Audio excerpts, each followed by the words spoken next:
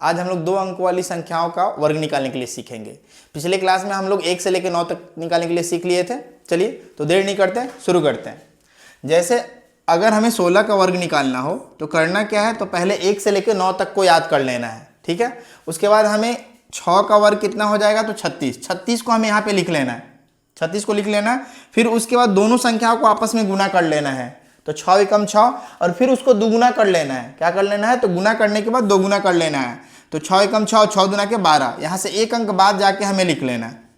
और फिर लास्ट में तीसरा स्टेप आपको यही करना है कि लास्ट वाले अंकों का फिर से स्क्वायर कर देना है। तो 1 का स्क्वायर कितना हो जाएगा, तो 1 ही होगा। अब यहाँ से 2 अंक छोड़ के हमें लिख लेना है और इसको जोड़ लेना है। 6, 3 और 2 5 और 1 1 2, तो 16 का कितना हो जाएगा वर्ग, 256।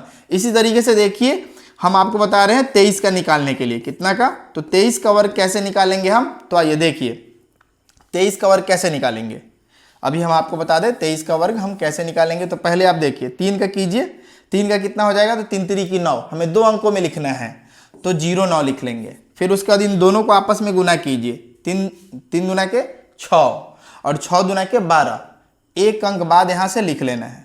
हमने क्या बताया है कि पहले इसका स्क्वायर निकालना है, निकाल के हम लिख दिए 3 3 की 9। फिर उसके बाद इन दोनों को आपस में आपको गुना कर लेना है, 3 दूना के 6 और फिर से उसको दोगुना कर लेना है, 6 दूना के 12, एक अंक बाद लिखना है।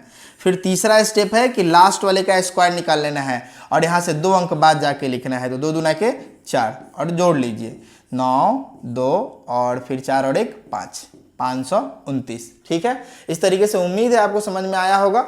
एक बार हमें 66 का, 67 का, 97 का और 99 का निकाल के दिखाइए। चलिए